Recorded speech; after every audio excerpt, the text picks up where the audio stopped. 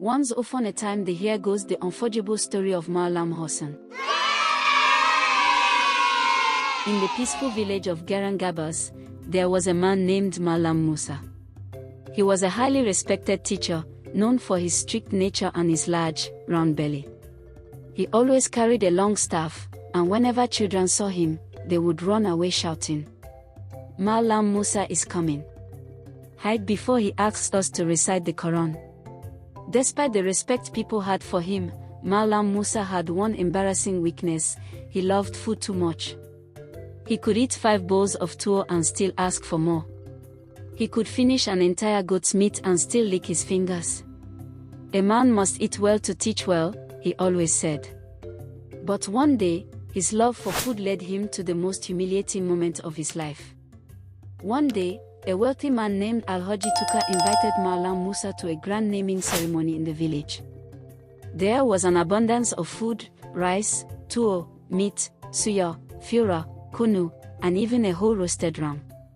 When Mallam Musa saw the food, he forgot all his manners. He ate like a starving lion. He devoured the rice until his plate looked spotless. He drank kunu until his belly looked like a drum.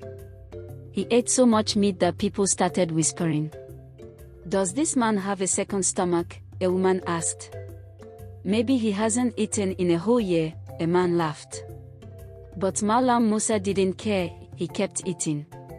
After the feast, he was so full that he could barely stand. "I need to rest before I go home," he thought. So he went into the public toilet near the market to find some relief. And that was when the real drama began. Mallam Musa entered the toilet, locked the door, and sat down with a sigh of relief. But when he was done, he realized something terrible: there was no water. Inna lillahi wa inna ilaihi raji'un. How can there be no water after such a big feast? He searched everywhere, but there was no bucket, no cup, not even a single drop of water. The only thing he found was a small hole in the wall, just big enough for a hand to pass through. Mallam Musa had an idea. "I will stretch my hand outside and ask someone to bring me water." So he removed his flowing robe, stretched his hand through the hole, and held out his cap. "Please, help me with some water," he called out. At that moment, a group of mischievous market boys was passing by. They saw a hand sticking out of the toilet holding a cap and burst into laughter. "Who is in there begging like a madman?" one boy chuckled. Then, one of them had a wicked idea. "Let's steal his clothes and run." Before Mallam Musa could react, the boy snatched his robe, shoes, and cap and ran away, laughing. "Ho ho ho. Let's see how he comes out now." Mallam Musa froze in shock. "Oh no. My clothes. My dignity." He tried calling for help, but the market was too noisy. He waited, but the sun began to set. "I can't stay here all night," he thought. There was only one choice left. Mallam Musa gathered his courage. He slowly opened the door. He peeked left, he peeked right. Then he ran. The coast was clear. He ran faster than a rabbit. He ran faster than a thief escaping from an angry mob. He ran without looking back, completely naked. But as he reached the village square, the market women spotted him. "Allahu Akbar. Who is that?" one woman screamed. "Wait. Is that Mallam Musa?" Within seconds, people gathered.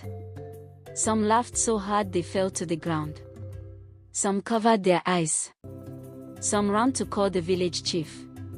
Out of sheer embarrassment, Mallam Musa dived into a sack of onions nearby and hid himself. For days, the entire village laughed about Mallam Musa, the naked runner. After hiding for 3 hours, a kind old man gave him some clothes. When he got home, he locked himself inside for 3 whole weeks. He refused to teach. He refused to eat in public. He even refused to go to the market. But no matter how long he stayed inside, people never forgot the story. Even the children made a song about him. Mallam Musa ran so fast, but he forgot his clothes at last. Ha ha ha. And from that day on, he never overate in public again. Greed will embarrass you, eat in moderation, or you may lose more than your dignity. Be careful where you ask for help, not everyone has good intentions. Respect public places, or always check for water before using the toilet. Did this story make you laugh? Like, comment and subscribe. What would you do if you were in Mallam Musa's shoes? Tell us in the comments. And don't miss our next funny story, the hunter who cooked and ate his own slippers.